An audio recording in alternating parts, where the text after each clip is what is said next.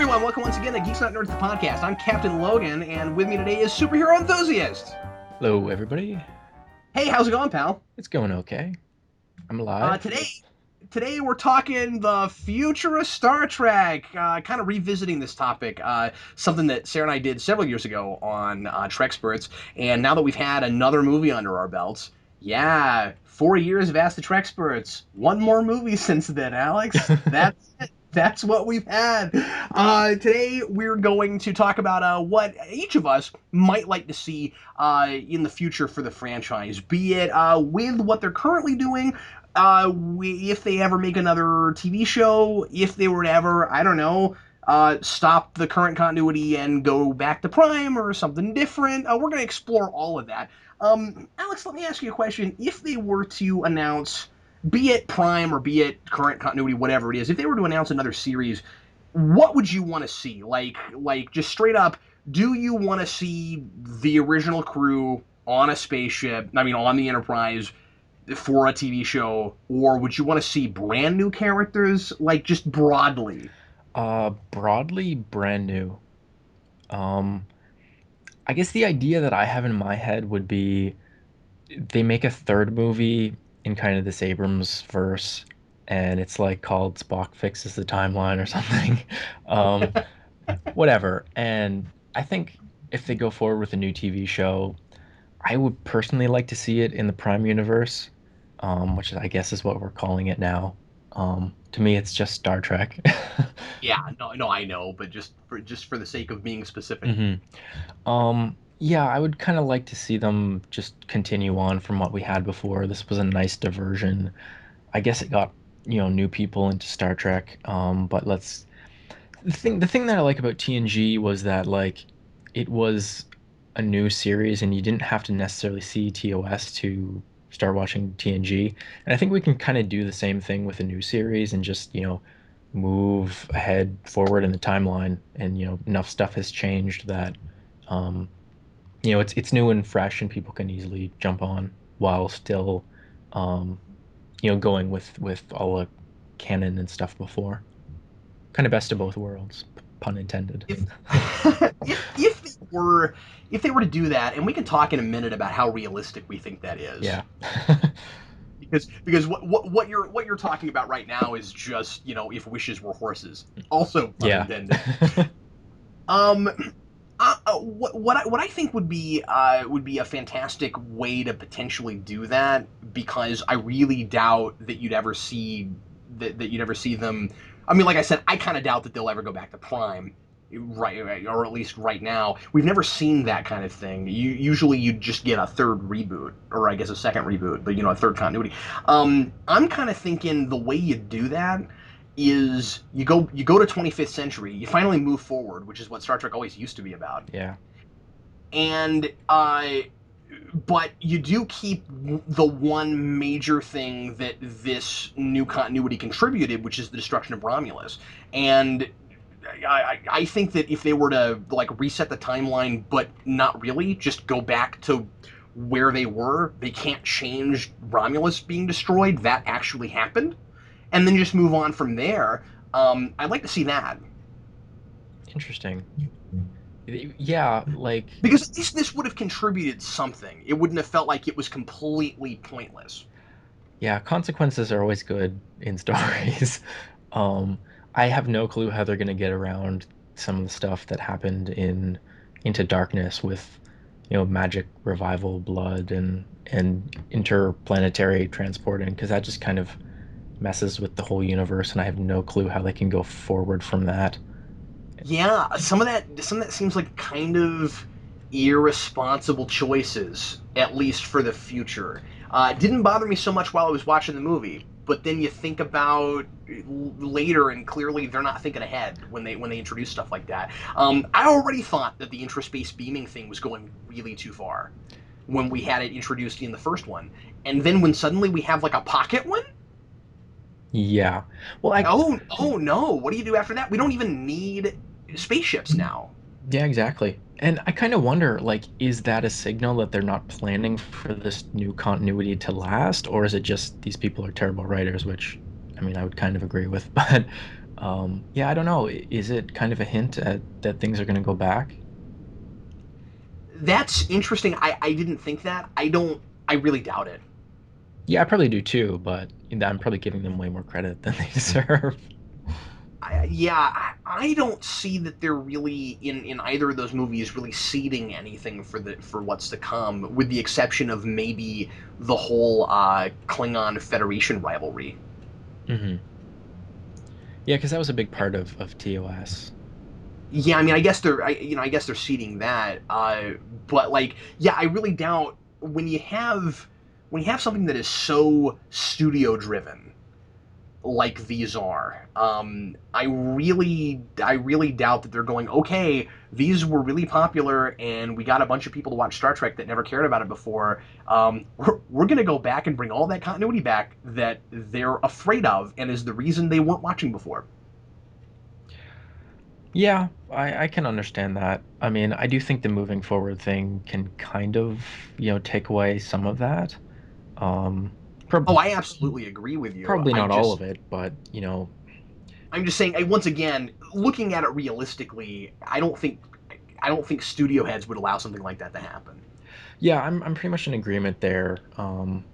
Yeah, I don't know what they're gonna do though, because like I don't think all these people are gonna like decide to do a Star Trek TV show. I don't think they're gonna continue to do movies. Are they just gonna recast people?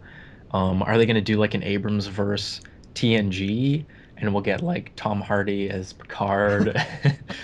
Yeah, I know. Boy, I've heard a lot of people say stuff like that. That well, I guess the only thing they can do when these people get too old is to do their own version of Next Generation, which I I have to be honest with you, I don't really want to see that. I don't know. There's this weird part of me that just wants to see it for Just yeah, curious. yeah. Yeah. Okay, fair enough. I don't I know. mean, I It's don't just want it to happen, but I just Patrick Stewart is my favorite actor. So, unless you could get James McAvoy, if you got McAvoy, oh yes, that would then make I'd be sense all for too. it. Put McAvoy in there, then maybe. Um, but yeah. Okay, let me ask you this: do you think that they could potentially do a TV show that is, because this is just the more likely place that they would go if they did another show, especially anytime in the near future? Do you think it would be possible for them to do a show that, even though it would be set in this current universe, if it was a little bit more cerebral, a little bit more in line with what Star Trek used to be, that you would totally be able to give it a pass that it's in that world if it was great. Hmm. Probably not if it was written by Orsi and Kurtzman, just because I doubt that they would be able to pull off this cerebral thing. Um, I don't know. It's a good question. Like, what would even the series be? Like, would it be with this Enterprise crew, or would it be like on the Exeter or something? That's the thing, is I don't know what you would do that anybody would watch. Yeah, that's really the conundrum. Yeah, pun intended. Of How many times or how many times are we going to manage that? Honestly, I'm pretty sure if they did it, it would just be a straight up disaster, Alex. Um, wow, this is the nerdiest thing I've done in a while. I think what would happen is they would, if they put out a series. First of all, they're not going to be able to do it on the Enterprise without recasting, because a lot of these actors are just too big. You're not Yeah. going to get Chris Pine to do a weekly TV show. So if they picked a different crew and they set it in at the same time as this stuff, again, what would they do? Who would it be? Would anybody? Why, it would be like Agents of Shield. Yeah, exactly. Like, why should I care? And no, nothing against Agents of Shield. I'm liking things about that show, but I'm just saying that like, I'm just saying that like that show has made it, even despite its myriad issues, because Avengers was so big. But Star Trek doesn't have that. Yeah, agreed. It's making the money and it's doing way bigger guns than they ever expected it to, but it's not that kind of a powerhouse where you can just put out anything and people will watch.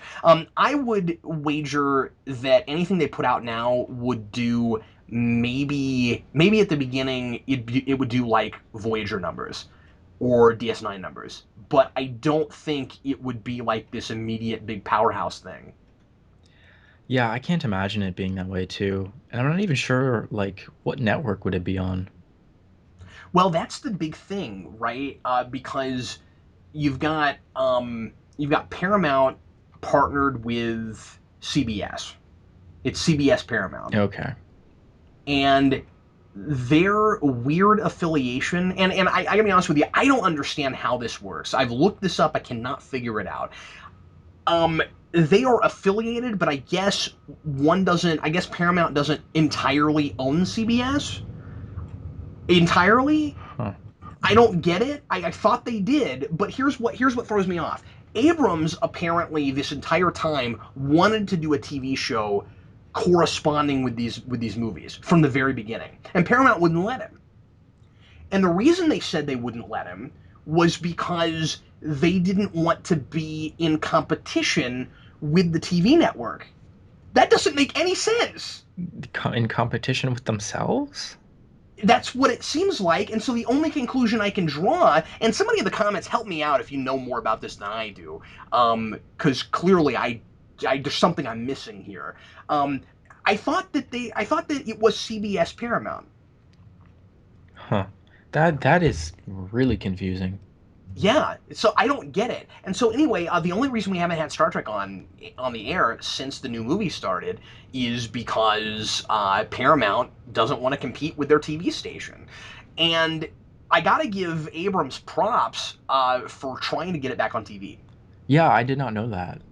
Yeah, I didn't either, and it gave me a bit more of my respect back for him. Yeah. Well, I think I mean, it's no secret that I'm not a fan of those movies, but I don't think he's really been the problem. I think it's more like on the writing end that those films have issues because they look gorgeous. Like I don't have a problem with his directing or the production design. Yeah, I don't either, except for in the first movie, I felt like there was some stuff it was just too hard to see what you were looking at. Oh yeah, the whole lens flare thing. Well, that and I mean, like even the lens flare thing wasn't a huge thing for me. It was kind of a fun thing, I guess, to make fun of. But for a lot of Yeah. people, so I get that. But for me, it was more. I kept feeling like they were trying to keep stuff off the screen so that you couldn't see everything. Like they were for whatever reason concealing things, and I didn't feel like that with Darkness. They opened it up quite a bit more. Hmm. So I liked what Darkness looked like a lot better than I liked the first one. Yeah. Going forward though, like Yeah, yeah. ass- I guess assuming that we were to get um a series in presumably the Prime universe, um you would want to set it after TNG era? Yes. At what point in the timeline? You think right away? Like I guess after whatever happened to Romulus? Yeah, you'd want to go post. I would want to go post Voyager. I would kind of want to push it like maybe 50 years after Oh, that. sure. Well, I guess I'm saying any time Okay, after. okay. I don't really care, honestly. It doesn't make any difference to me. Just don't make another prequel.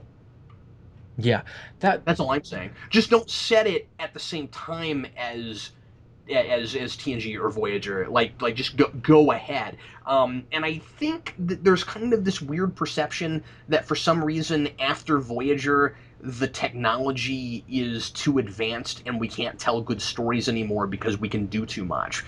And I kind of feel like that's somewhat of a fair point. I mean, if you look at the end of Voyager, some of the stuff they were able to do at that point, it might get kind of wonky telling stories.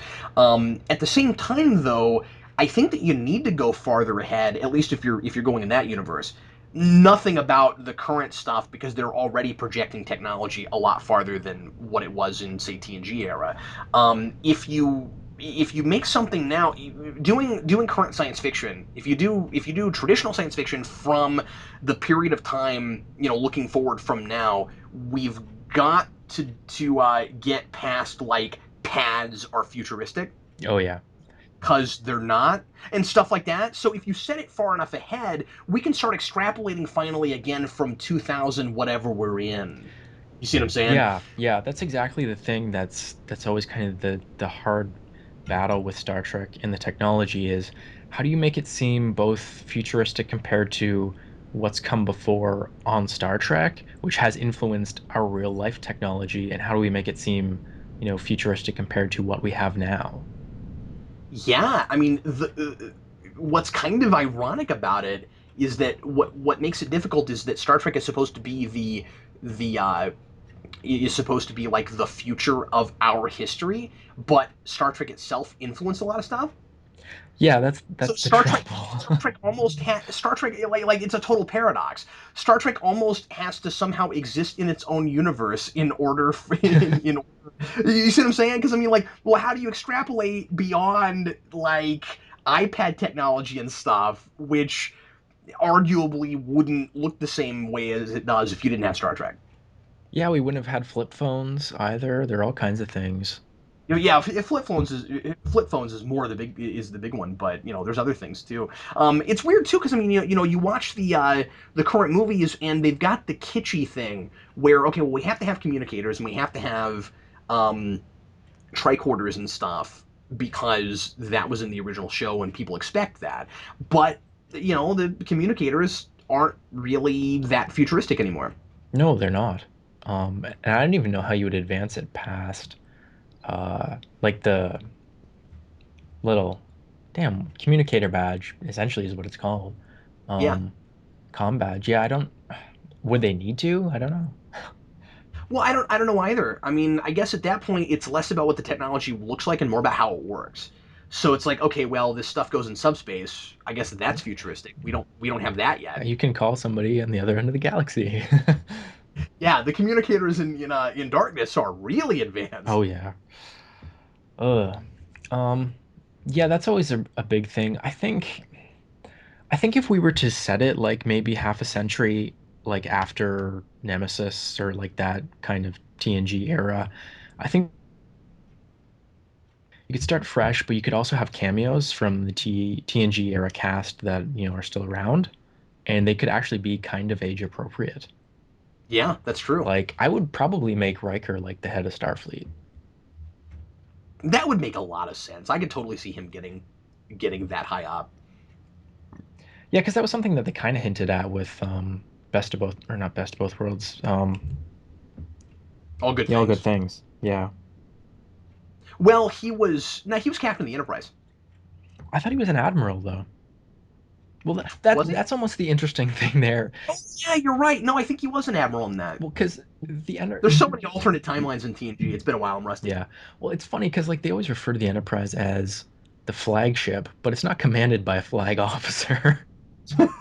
Oh, that's a really good point. I never thought of it like that. My fan theory is that You just totally poked this giant hole in TNG that I've never heard yeah. before. Well done. Um, my fan theory is that technically the head of Starfleet is in charge of the ship, but they give command to a specific captain, so that way it can all make sense.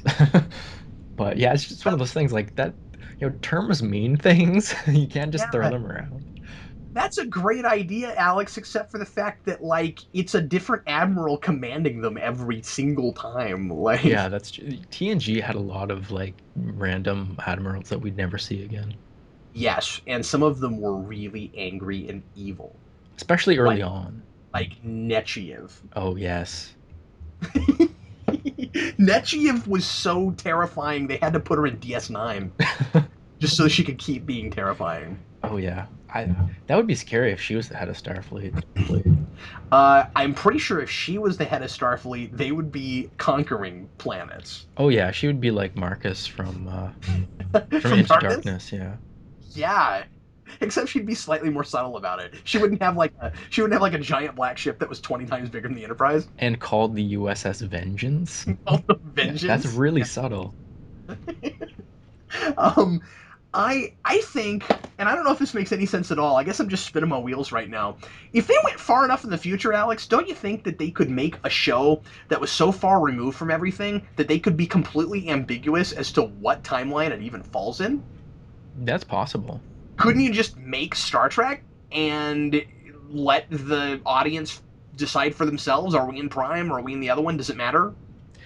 Yeah, because I mean, we do have, I guess, as technically established in Enterprise, the whole temporal Cold War thing. So we know that there's been tampering with the timeline and Yeah, weird stuff has happened. So you could conceivably, imagine a situation in which, um, maybe they've lost some type of history. Maybe the Federation went forward, but um, there is some type of lost period and they don't know what happened. I would also personally be completely fine with, dare I say, another reboot that's not rebooted out of current continuity. Just start over That could work. and just tell some really engaging stories. I don't care. Just make it Star Trek. Yeah, that brings up the interesting thing is I want to get back to the like original series model of what the show is, and I kind of wonder if that would even fly on today's television because it's so episodic and See, I TV don't need. today is so serialized. Yeah, here's the thing. I'm going to disagree with you. I don't need that. I feel like we had plenty of that. We got tons of it with TNG. We got way more of it with Voyager than we should have.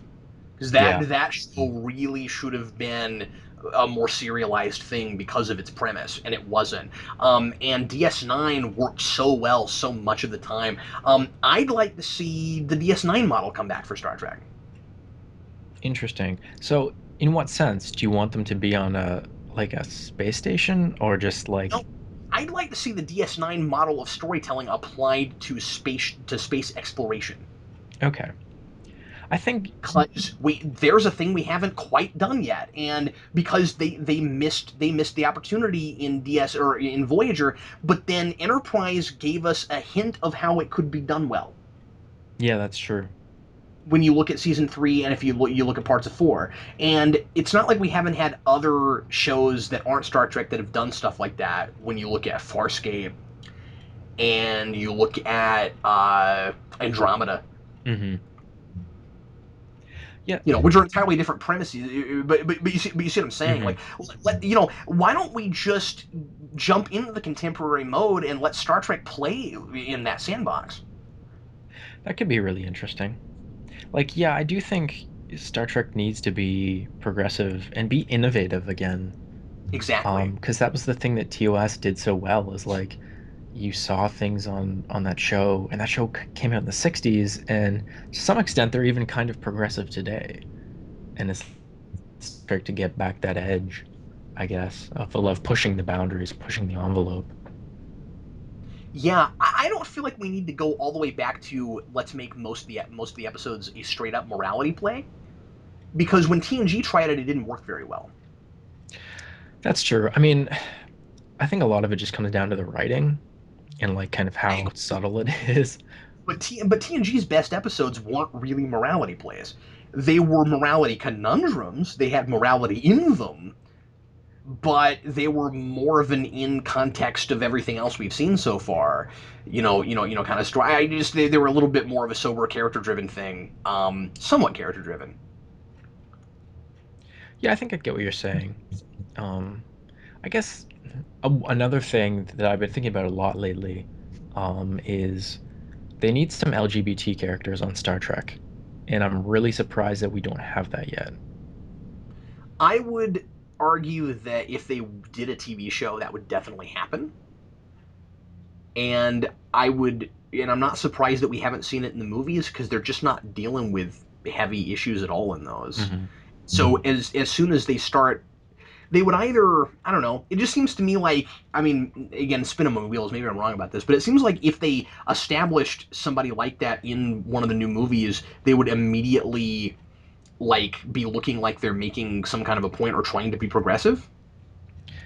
Yeah, I can maybe see that. And so maybe I'm just saying maybe they've edged away from that because they're trying to be, totally universal, and they don't want to turn off, really conservative people or whatever. I don't know. Well, I mean, I don't think that you have to like do it in a way that like makes it an issue. Just like have a gay character. No, I agree with you. I'm just saying that I'm sure that's why we haven't seen it yet.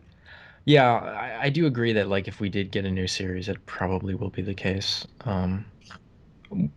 That the thing is, I would agree with you. I think it ought to happen for the simple fact that in a progressive future that's supposed to be the future of our history, that's more socially acceptable now, so it would be there too, more than likely. Yeah, yeah. So yeah, you're absolutely right.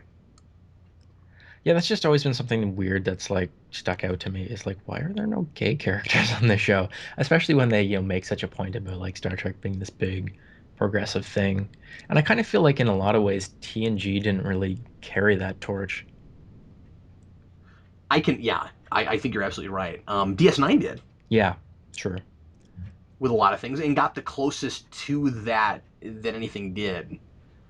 But then that kind of involved like trills, and then that's kind of a whole weird Well, like, thing in exactly. itself. But it was a TOS sort of loophole True. I where see it what was you're like, saying. hey, we're going to kind of do this, but we're going to do it without stepping on anybody's toes. Yeah, it's really interesting that like like Buffy the Vampire Slayer just went straight up and said we're going to have gay characters in our show before Star Trek. Yeah. That's kind of interesting hmm because they were on at the same time. Yeah. And Star Trek used to be the let's push envelopes and push boundaries Well, and talk about the stuff nobody else wants to talk about. Because I think the answer to your question of why didn't Star Trek do it was because it was the 90s and people were afraid of that topic. that's probably fair, but again, like, it goes back to that's what Star Trek's supposed to do. Is, challenge Yeah. these things. But if it was something that was a hot button issue like that, they would usually challenge it in a backdoor kind of way. hmm I guess you're right that they didn't when it came to race. Yeah. And if we want to look at this as more of a sort of pseudo race issue, then I guess I totally see what you're saying. But that's probably what they thought they were doing It's possible. with regards to that DS9 episode. But hmm anyway, Yeah. I don't really know what else kind of going forward. Just like I think Star yeah, Trek, it just as a concept works better on TV than it does in the movies. yeah, I completely agree with you. I've always thought that because we need to get away from this idea that Star Trek must have a big comic book bad guy. Yeah, Wrath of Khan is the exception. Um, and everything else kind of tried to follow that model. And it worked in the one case, but it's not going to work in all the others. Yeah, and it worked there because it wasn't a model. Yeah, like Wrath of Khan. We're just telling a story. Yeah. They weren't creating some kind of a formula. hmm Um, yeah, so getting back to TV, I think could probably do a lot for getting Star Trek back to kind of just being Star Trek again. Yeah, and I want to really emphasize here that that doesn't mean that it can't be fun, Oh, and it doesn't absolutely. Like, that it can't have action in it, and it doesn't mean that you can't have people shooting people and stuff. although they should vaporize when they get shot. That was something that always bothered me about I didn't um even think. like later TNG era shows where like people would get hit by phasers and stuff and like they wouldn't vaporize. So it's like they had less powerful weapons than the original series. I thought it was because well, I think that they mostly shot people on stun in those shows. Most of the time, but I mean you would have certain episodes like in DS9 where they were clearly at war and like people would get Oh, hit. that's true. Well, the thing is, like earlier TNG had some vaporizing. That's true. I can remember some Remember specific conspiracy? cases, yeah, in early TNG. Yeah, that's what I was thinking of. So I guess I was thinking, okay, maybe the deal is there's like a kill setting and then there's like a vaporize setting. That's probably true. I just think vaporizing is cooler. That's what it boils down to is, the fun thing that you just mentioned, like it's a Yeah, yeah, fun, sexy action adventure in space. Um, it is about cerebral and intellectual things, but it's also a heck of a lot of fun. It yeah. is It a needs to space work on western. it needs to work on both of those levels. And I think us Trekkies, Alex, a lot of the time get this reputation for wanting it to be boring. And yeah, and we don't. We just want both of those things because we've had it before. let's briefly look at the history of the beginning of TOS, where you had the cage, which was too dull for the taste of the studio execs, and frankly might have actually been a little too dull to keep the attention of an audience week to week. Honestly, I think they were right about that. Hmm. And as much as I like that story, and they came along and the studio execs ordered a second pilot, which was at the time unheard of, and they told Roddenberry, we need you to action it up. You can tell whatever kind of stories you want to, but you need more of a swashbuckling action hero, and you promised us a western in space, so where's the action part of the western bit? And so then they made Where No Man Has Gone Before, and they had the big knockdown, drag out fight at the end, with Kirk and what's his face, Gary Mitchell. Hmm. And they established all of that, and they created in Kirk over Pike the kind of knockdown, drag out action hero. So you still got those thought provoking plots, but then you had the fun, high flying action stuff. So when Trekkies complain that, I mean, at least some of them, at least me, complain that the new movies don't feel enough like what we remembered Star Trek being. We're not saying we want them to be boring. The action is great, but we don't have the enough of the other part of it. Yeah, it's just kind of we're getting half the pie, not the whole thing. And Star Trek Yeah. is the whole thing. Um, I'm fine with the faster pacing. I could even be made. I can even be okay with the ship now fires like 40 photon torpedoes at one time if the stories are a little bit more involved. Oh, totally. I can make those kinds of compromises. And let me also say that I gave Darkness a really favorable review when it came out, and I know I've gotten a lot of flack after that for saying anything against it after I made such a big deal out of how much I liked it. And that's the thing, is that yeah, I really did like it. It's incredibly entertaining, and it also actually had a plot this time, which really excited me because there was a story that was told, Yeah. and that was a big deal to me. Any story at all. So when I complain about it, and people have accused me of nitpicking it and stuff. When I do that, it's the critical part of my brain saying it could be better, and here's what it ought to do. But that doesn't take away from the fact that, and I know you didn't, but that doesn't take away from the fact that yeah, I really enjoyed it. Well, I mean, yeah, I thought it was fun, but it was like dumb fun. And Star Trek should be smart fun. Yeah, exactly. And that's where my two brains are kind of at odds. Where if I can not think so much about Star Trek, it's a little bit more fun. But I can get that anywhere. Well, that's the thing is like I feel like to some degree we're getting this weird thing with other franchises as well, where it's like people who don't like the thing think that the thing needs to be changed so that it will not appeal to the people who do like the thing, but appeal to the people who don't like the thing. And that just seems like weird and backwards to me. Well, it sounds a lot like making everything exactly identical. Yeah, yeah. And I like Star Trek because it's Star Trek. Let's When I want to let's watch something else, I'll watch something else. and I know I've said this before, but I don't need Star Trek to look more like Star Wars. Yeah, it really shouldn't. I like Star Wars and I like Star Trek. And the only reason I like Star Trek more than Star Wars is because it appeals to more of my sensibilities, not because Star Wars should look more like Star Trek, right? Yeah, it's I don't know, those two franchises, it's like I think the only reason they really get compared is because they have star in the title, and they're such different things. And it just I don't know. Comparisons between them are just so weird to me. Yeah, no, I totally agree with you, and that's why I'm like, well, let's not make them well, but then of course there are some profound differences that you really can.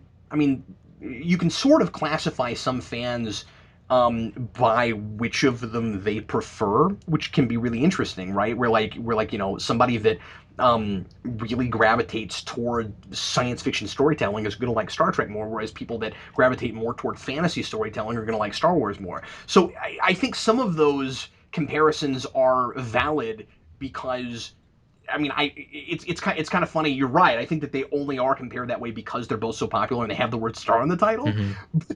But then ultimately, it is kind of worth it looking at them that way because I think it does kind of I don't know. It's interesting how they kind of define people like that.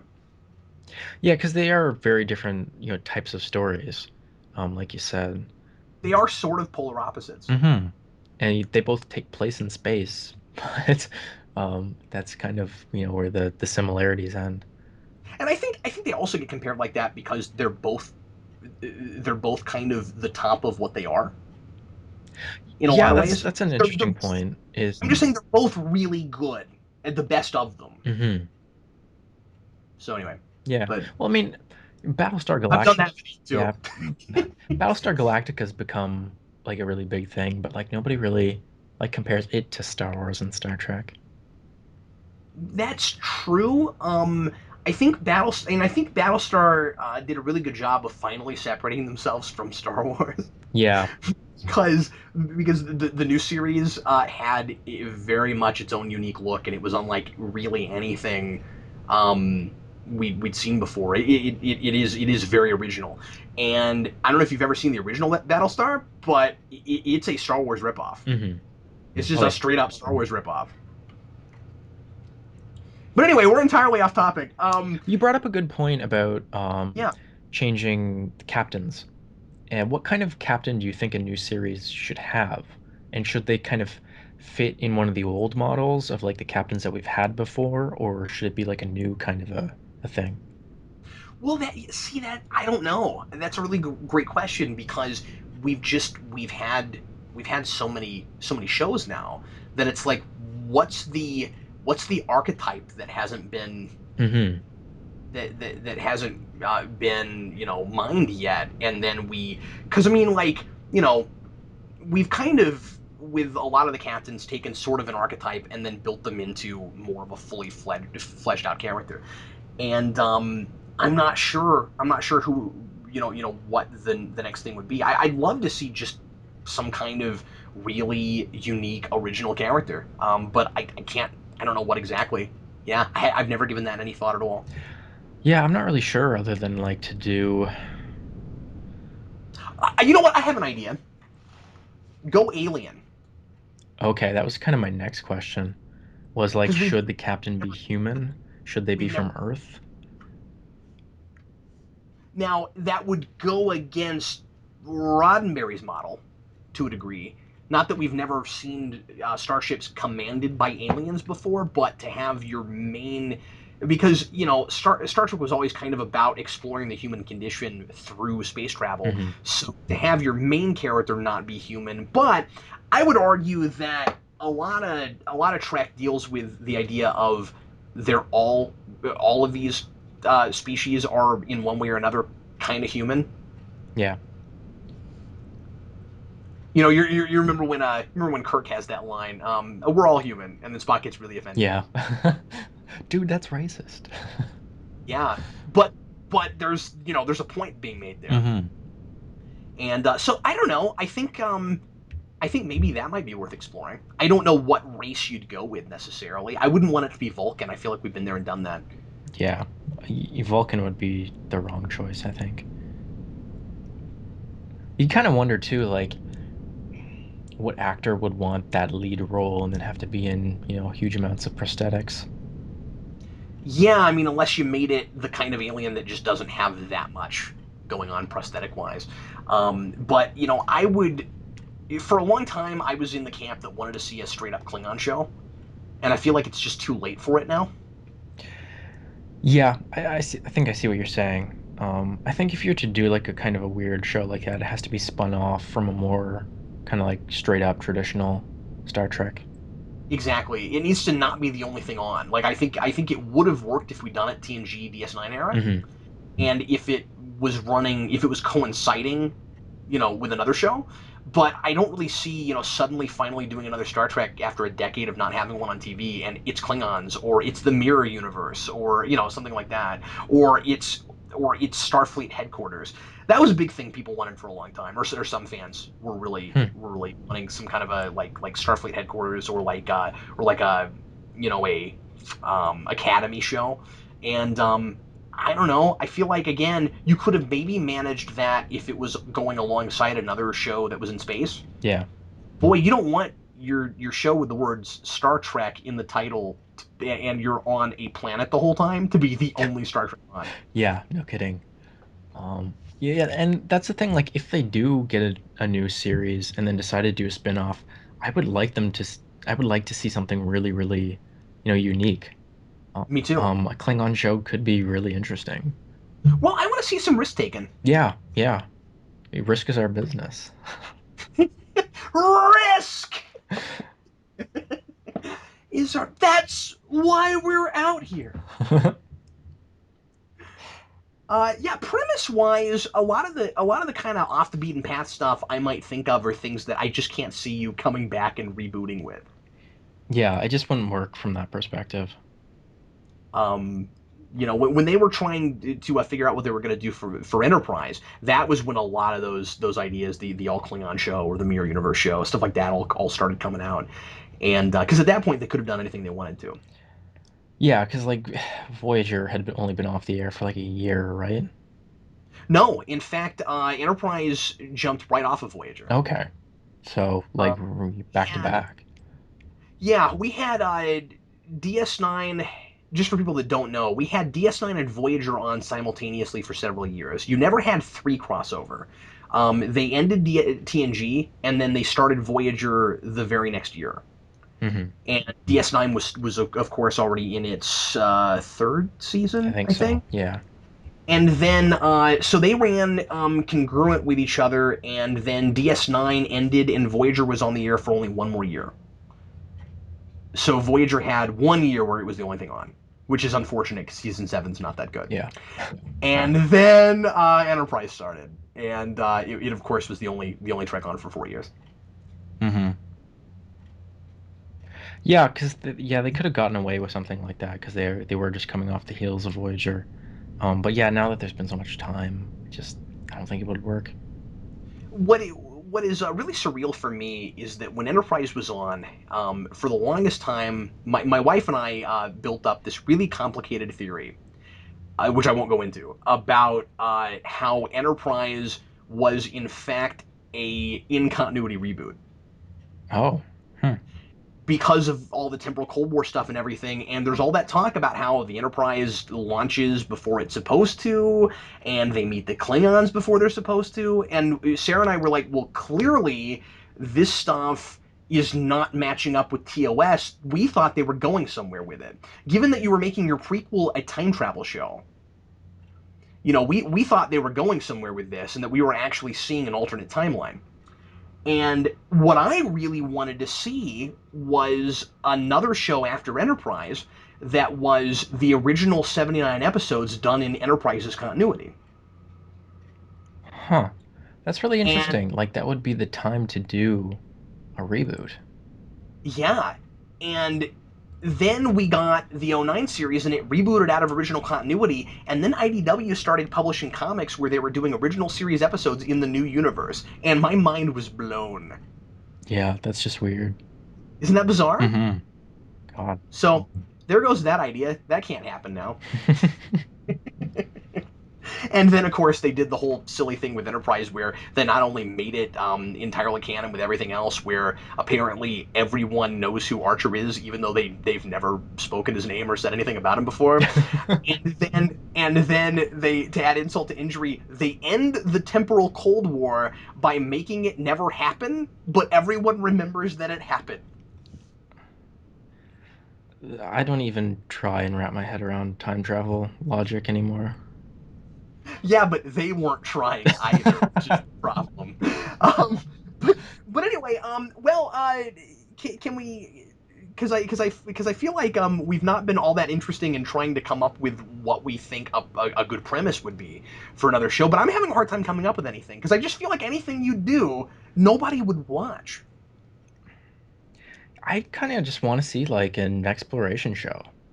Like there's a new ship called the Enterprise and it's like the G or H or something. And everybody gets on it and they fly around space and they visit new stuff all the time. Yeah, well, you're describing Star Trek. Well, that's kind of my point, you know? Yeah. I mean, like, I don't know. I guess if we went far in the future, we could go search around more of the Beta Quadrant. I don't think we've ever charted all of that. No, we've never really seen like what's on the other side of the Romulans or the Klingons or any of that. Yeah, I mean, like, we've seen some of the Beta Quadrant because DS9 is stationed right between the Alpha and Beta, so we know some of it. Is it? I don't know. Like, I don't think we've ever gotten proper canonical maps. Yeah, I think we have. I'm pretty sure the official Star Trek book was based on a lot of stuff that they'd actually written out for it. Okay. There's even this really cool, and I wish they'd done an update later on. There's this really cool. I don't know if you've seen that book thing where take the uh, they take the whole path of Voyager and they show you like exactly where it goes Oh, in the star charts, and they do the same thing with Enterprise. interesting. There's a website that's StarTrekMap.com. It seems to be like a fan-made thing, but it looks like a lot of the maps that I've seen anyway. That's cool. Um, yeah, it shows. It doesn't have like paths of where ships went, but there is like a whole specific map that is dedicated to the Enterprise era and shows like where like the Expanse was and everything too, which is kind of interesting. Because that was something I always wondered about with that show. Was like they're showing us all this new stuff that we've never heard of before. Why haven't we seen it? And where is it? Yeah, and they at least did a decent job at the end of that of making it a region of space that could really exist in the rest of continuity. Hmm. Because they destroy the spheres and then it's not that expanse place anymore. Yeah. So that was one of the few things that worked. Hmm. Um, But as far as the as far as aliens go, yeah, um, I want to see some more aliens. yeah, I'm totally fine with CG characters as long as they look decent. I would like to see more Tholians. I don't know why, but I just think Tholians are cool. yeah. That's another one of those Enterprise things I didn't care for Yeah, I'm not crazy with their design per se, but because I just thought it was really odd that they interpreted it like that because I never got the notion, and this might just be me, but I never got the notion that what you saw in the Tholian web was supposed to be a Tholian. Like I always thought that was just like what they put up on the screen to like scare people or whatever because they didn't want anybody to know what they really looked like. that could be. I'm not sure. And that's what a lot of fans always thought. And again, I mean, like they can do whatever they want to. It's not a bad interpretation, but but on the other hand, by extrapolating from that, they created something that just doesn't look like it could exist. like like it was on those weird like pointy triangle legs, and I'm like, how does it stand? And Yeah, they were kind of like a weird crystally sort of a thing. but to your point, it's cool at least that they weren't humanoid. Yeah, and that's kind of like what I mean is like I just want more alien looking aliens, like things that are weird. I don't know. I But want I Star Trek to be more weird kind of in general.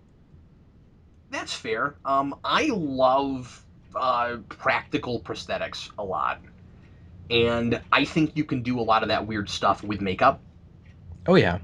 and I kind of miss that kind of stuff. You don't have to go as far as Farscape to actually having straight up puppets, I'm down with puppets. but I'm kind of fine with puppets. Yeah. Hmm. There are all kinds of um, really fun, interesting things that they can do. I just push the boundaries, excite me.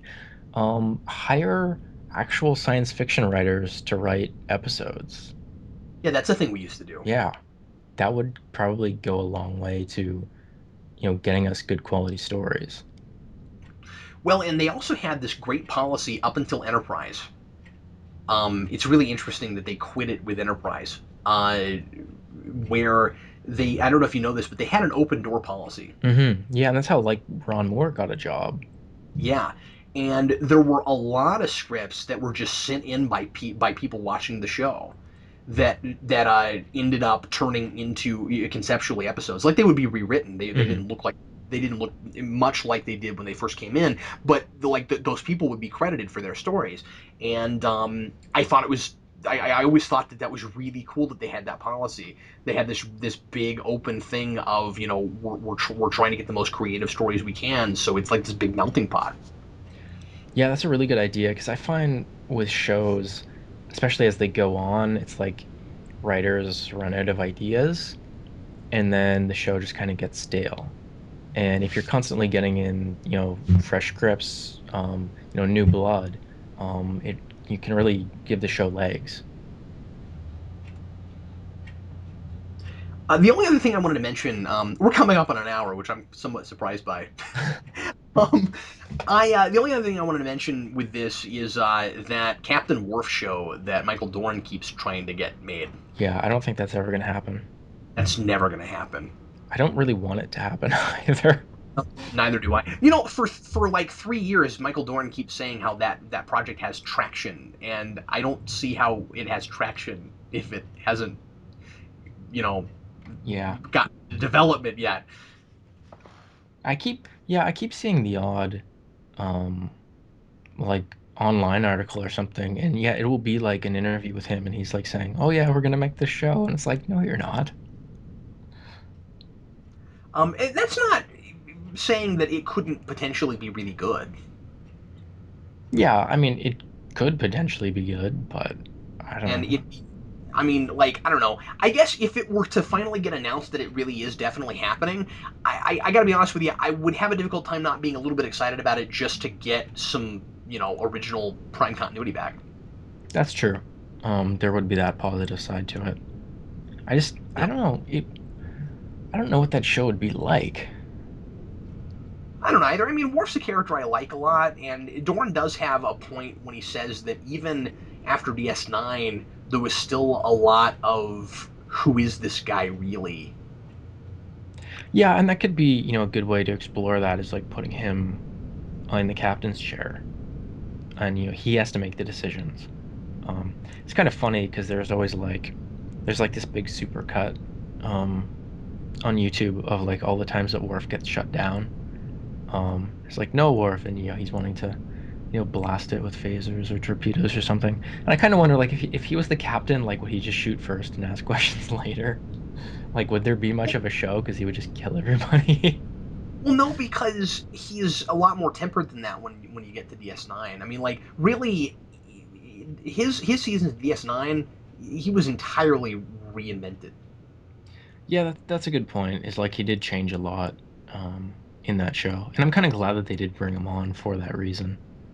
Yeah, I mean, and so I think Michael Dorn has maybe gotten a little bit of flack for thinking that Worf is such an important character that he should get his own TV show, but at the same time, he was in the most episodes Yeah. of Star. Yeah, like in a way, it would almost be nice to have that just to validate his presence in all of that stuff. You're like, why is this guy so important? That's not to say they never did anything with him in DS9, but I mean, one of the things that Michael Dorn said when he was talking about wanting to make that show was that they went a little bit farther with him, but still not as far as he would have liked to have seen that character, develop. And it's kind of the same thing that Hugh Jackman keeps saying about Wolverine. Where he's kind Yeah. of like, that was a little better, but we still didn't quite do as much with the character as I would have liked to have seen. And I don't totally disagree with that either. Yeah, I don't either. In either case, Yeah, yeah. There was kind of a they like the Wolverine. talk of like a Rikers show at one point, wasn't there? Yeah, and that makes a lot of sense Yeah, that seems like a pretty logical spin-off to see him on the for Titan. for a couple of big reasons. First of all, Jonathan Frakes could carry his own show, no doubt. Oh yeah. Secondly, he almost did. Yeah, that's a good point. if you look at Best of Both Worlds, the big question there is this suddenly going to become Jonathan Frakes' show? And for the little bit of time he's the captain of that ship, and he's got to deal with Picard's not coming back. And yeah, that great scene with Guinan when she says, "That's now your chair." You could see it. And I'm not 100% sure that TNG would have died without Patrick Stewart. Thing to do to like kill off Captain Picard. Um, but at the same time, uh, all of Picard's great episodes came after that. No, that you're at. Yeah, that's exactly So right. I'm kind of glad that they didn't, but it would have been really gutsy to have done that. Oh, it would have. Well, and one of the great things about Best of Both Worlds is and I think people forget about this, that you're not just thinking that maybe they'll kill off Picard because of what they set up at the end of that. It's also they've already killed off a main character in the show. True. So it's possible. Like, I think that if Yar hadn't gotten killed off, I think maybe this is just a subconscious thing, but I actually kind of think more people would not have bought into the cliffhanger. I can see that because they've shown like nobody's sacred. Like everybody can die. Yeah, I mean that was a really gutsy thing, and I mean like, I think that episode is awful, but Oh yeah, God, tar monster. yeah. Why can't I think of the name of that right now? I don't know. I can't think of it either. I don't It's typically not go coming to back me. and rewatch that one. Yeah. Well, Um, Skin of Evil. Skin of Evil. What I always want to call that episode is Armus, but not harmless.